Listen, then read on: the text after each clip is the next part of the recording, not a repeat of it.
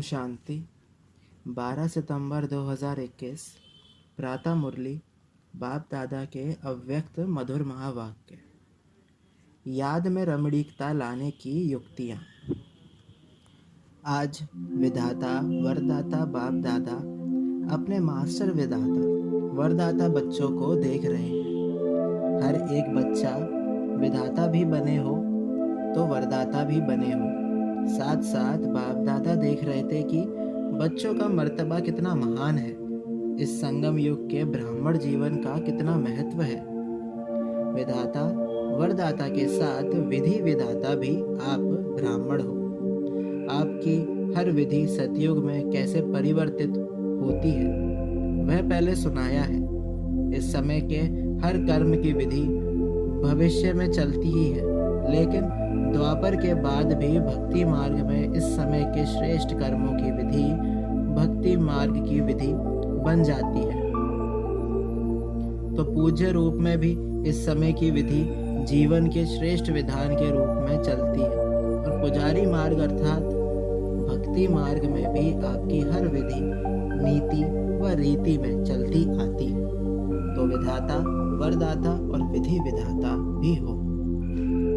आपके मूल सिद्धांत सिद्धि प्राप्त होने के साधन बन जाते हैं। जैसे मूल सिद्धांत बाप एक है, धर्म आत्माएं महान आत्माएं अनेक है, लेकिन परम आत्मा एक है। इसी मूल सिद्धांत द्वारा आधा कल्प आप श्रेष्ठ आत्माओं को एक बाप के द्वारा प्राप्त हुआ वर्षा सिद्धि के रूप में प्राप्त होता है। प्रारब्ध मिलना अर्थात सिद्धि स्वरूप बनना, क्योंकि एक बाप है। बाकी महान आत्माएं वह धर्म आत्माएं बाप नहीं है, भाई भाई है। वर्षा बाप से मिलता है, भाई से नहीं मिलता। तो इस मूल सिद्धांत द्वारा आधा कल्प आपको सिद्धि प्राप्त होती है, और भक्ति में भी गॉड इज वन। यही सिद्धांत सिद्धि प्राप्त करने का आधार बनता है। भक्ति का आदि आधार भी एक बाप के शिवलिंग रूप से आरंभ होता है, जिसको कहा जाता है अव्यभिचारी भक्ति। तो भक्ति मार्ग में भी इसी एक सिद्धांत द्वारा ही सिद्धि प्राप्त होती है कि बाप एक है। ऐसे जो भी आपके मूल सिद्धांत हैं, उस एक एक सिद्धांत द्वारा सिद्धि प्राप्त होती रहती है। जैसे इस जीवन का मूल सिद्धांत पवित्रता है। इस पवित्रता के सिद्धांत द्वारा आप आत्माओं को भविष्य में सिद्धि स्वरूप के रूप में लाइट का ताज सदा ही प्राप्त है, जिसका यादगार रूप डबल ताज दिखाते हैं। और भक्ति में भी जब भी यथार्थ और दिल से भक्ति करेंगे तो पवित्रता के सिद्धांत को मूल आधार समझेंगे, और समझते हैं कि सिवाय पवित्रता के भक्ति की सिद्धि प्राप्त नहीं हो सकती है। चाहे अल्पकाल के लिए जितना समय भक्ति करते हैं उतना समय ही पवित्रता को अपनाएं, लेकिन पवित्रता ही सिद्धि का साधन है। उस सिद्धांत को अपनाते अवश्य है। इसी प्रकार हर एक ज्ञान का सिद्धांत व धारणा का मूल सिद्धांत बुद्धि से सोचो कि हर एक सिद्धांत सिद्धि का साधन कैसे बनता है। ये मनन करने का काम दे रहे हैं। जैसे दृष्टांत सुनाया उसी प्रकार से सोचना। तो आप विधि विधाता भी बनते हो, सिद्धि दाता भी बनते हो। इसलिए आज तक भी जिन भक्तों को जो जो सिद्धि चाहती है, वो भिन्न भिन्न देवताओं द्वारा भिन्न भिन्न सिद्धि प्राप्त करने के लिए उन्हीं देवता की पूजा करते हैं। तो सिद्धि दाता बाप द्वारा आप भी सिद्धि दाता बनते हो। ऐसा अपने को समझते हो ना। जिनको स्वयं सर्व सिद्धियां प्राप्त है, वही औरों को भी सिद्धि प्राप्त कराने के निमित्त बन सकते हैं। सिद्धि खराब चीज नहीं है, क्योंकि आपकी रिद्धि सिद्धि नहीं है। रिद्धि सिद्धि जो होती है वह अल्पकाल के लिए प्रभावशाली होती है, लेकिन आपकी यथार्थ विधि द्वारा सिद्धि है। ईश्वरीय विधि द्वारा जो सिद्धि प्राप्त होती है वह सिद्धि भी ईश्वरीय सिद्धि है। जैसे ईश्वर अविनाशी है, तो ईश्वरीय विधि और सिद्धि भी अविनाशी है। रिद्धि सिद्धि दिखाने वाले स्वयं भी अल्पज्ञ आत्मा है। उनकी सिद्धि भी अल्पकाल की है, लेकिन आपकी सिद्धि सिद्धांत की विधि द्वारा सिद्धि है। इसलिए आधा कल्प स्वयं सिद्धि स्वरूप बनते हो और आधा कल्प आपके सिद्धांत द्वारा भक्त आत्माएं यथाशक्ति तथा फल की प्राप्ति व सिद्धि की प्राप्ति करते आते हैं, क्योंकि भक्ति की शक्ति भी समय प्रमाण कम होती जाती है।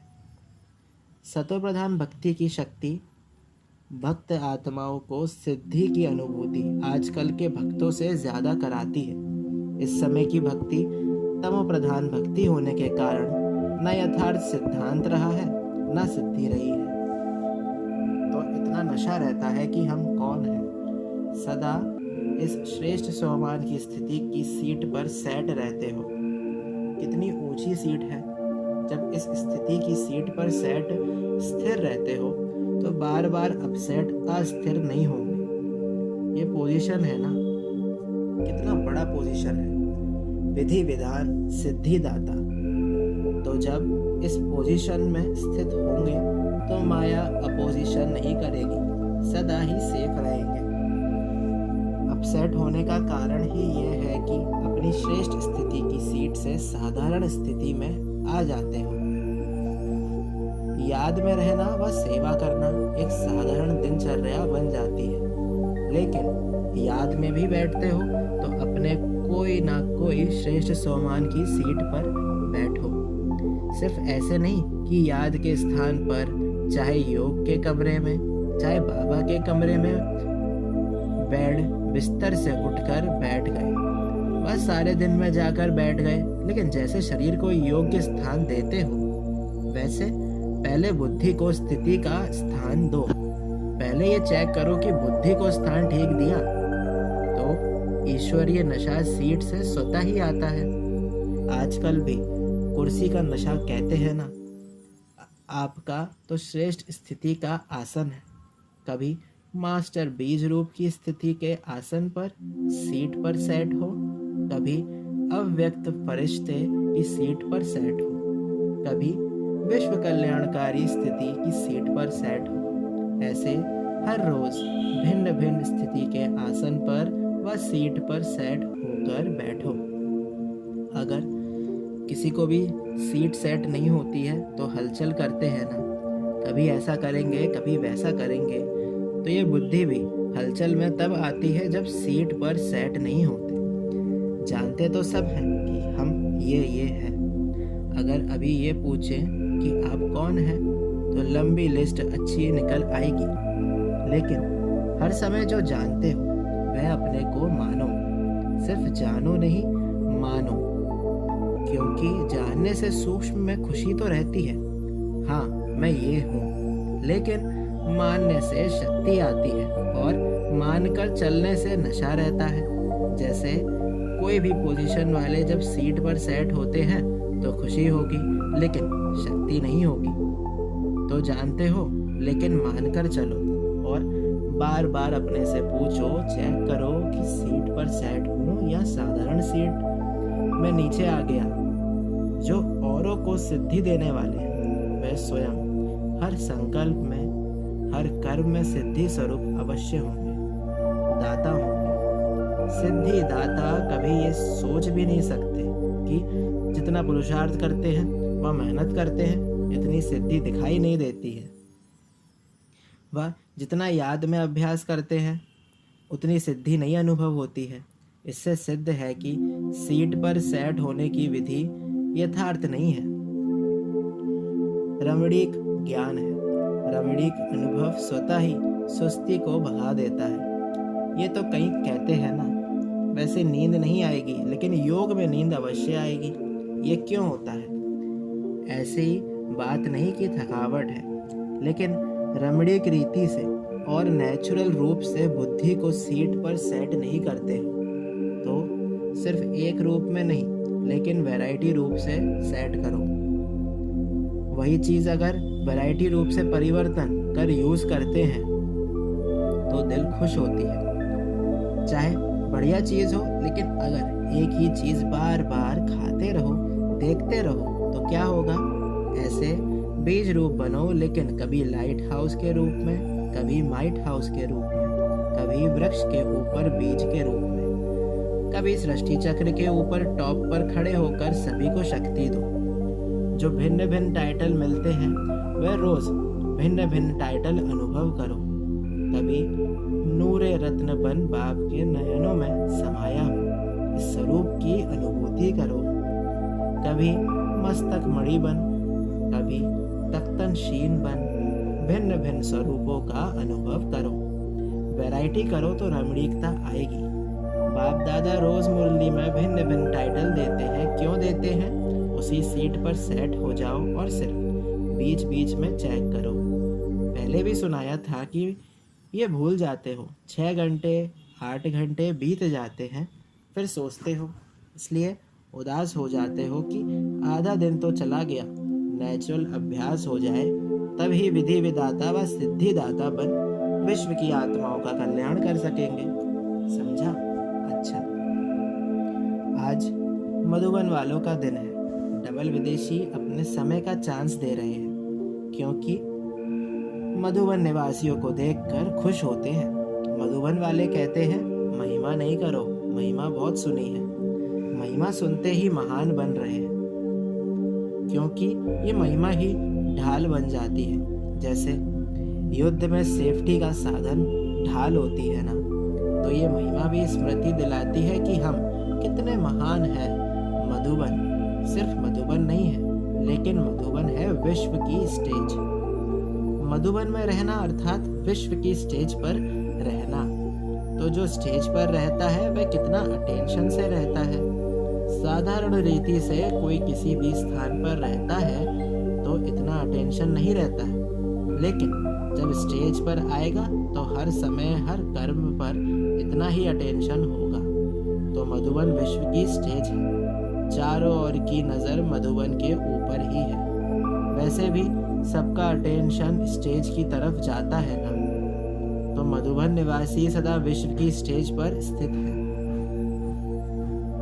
साथ साथ मधुबन एक विचित्र गुंबज है, और गुंबज जो होते हैं उसका आवाज अपने तक आता है, लेकिन मधुबन ऐसा विचित्र गुंबज है जो मधुबन का जरा सा आवाज विश्व तक चला जाता है। जैसे आजकल के पुराने ज़माने के कई ऐसे स्थान निशानी मात्र हैं जो एक दीवार को अगर ऐसे हाथ लगाएंगे वह आवाज़ करेंगे तो 10 दीवारों में वह आवाज़ आएगा और ऐसे ही सुनाई देगा जैसे इस दीवार को कोई हिला रहा है या आवाज़ कर रहा है। तो मधुबन ऐसा विचित्र गुंबज है जो मधुबन का आवाज़ सिर्फ मधुबन तक नहीं रहता, लेकिन चारों ओर फैल जाता है। ऐसे फैलता है जो मधुबन में रहने वालों को पता भी नहीं होगा, लेकिन विचित्रता है ना, इसलिए बाहर पहुंच जाता है। इसलिए ऐसे नहीं समझो कि यहाँ देखा या यहाँ बोला, लेकिन विश्व तक आवाज़ हवा की रफ्तार से पहुंच जाता है, क्योंकि सबकी नज़रों में, बुद्धि में सदा मधुबन और मधुबन का बाप दादा ही रहता है। तो जब मधुबन का बाप नज़रों में रहता है तो मधुबन भी आएगा ना।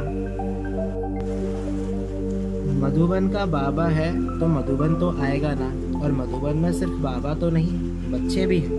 तो मधुबन वासी स्वतः ही सबकी नज़रों में आ जाते हैं। कोई भी ब्राह्मण से पूछो, चाहे कितना भी दूर रहता हो, लेकिन क्या याद रहता है? मधुबन। और मधुबन का बाबा तो इतना महत्व है मधुबन वासियों का। समझा? अच्छा, चारों ओर के सर्व सेवा के उमंग उत्साह में रहने वाले, सदा एक बाप के स्नेह में समाये हुए, सदा हर कर्म में श्रेष्ठ विधि द्वारा सिद्धि को अनुभव करने वाले, सदा स्वयं को विश्व के कल्याणकारी अनुभव कर हर संकल्प से, बोल से श्रेष्ठ कल्याण की भावना और श्रेष्ठ कामना से सेवा में बिजी रहने वाले ऐसे बाप समान सदा अथक सेवाधारी बच्चों को बाप दादा का याद प्यार और नमस्ते। हम रूहानी बच्चों की रूहानी बाप दादा को याद प्यार और गुड मॉर्निंग, नमस्ते नमस्ते, शुक्रिया बाबा शुक्रिया। पर्सनल मुलाकात। पहला, स्वयं को कर्मयोगी श्रेष्ठ आत्मा अनुभव करते हो। कर्मयोगी आत्मा सदा कर्म का प्रत्यक्ष फल स्वतः ही अनुभव करती है। प्रत्यक्ष फल खुशी और शक्ति। तो कर्मयोगी आत्मा अर्थात प्रत्यक्ष फल खुशी और शक्ति अनुभव करने वाली। बाप सदा बच्चों को प्रत्यक्ष फल प्राप्त कराने वाले हैं। अभी भी कर्म किया, कर्म करते खुशी और शक्ति का अनुभव किया। तो ऐसी कर्मयोगी आत्मा इसी स्मृति से आगे बढ़ते रहो। दूसरा, बेहद की सेवा करने से बेहद की खुशी का स्वतः ही अनुभव होता है ना। बेहद का बाप बेहद का अधिकारी बनाते हैं। बेहद सेवा का फल बेहद का राज्य भाग्य स्वतः ही प्राप्त होता है।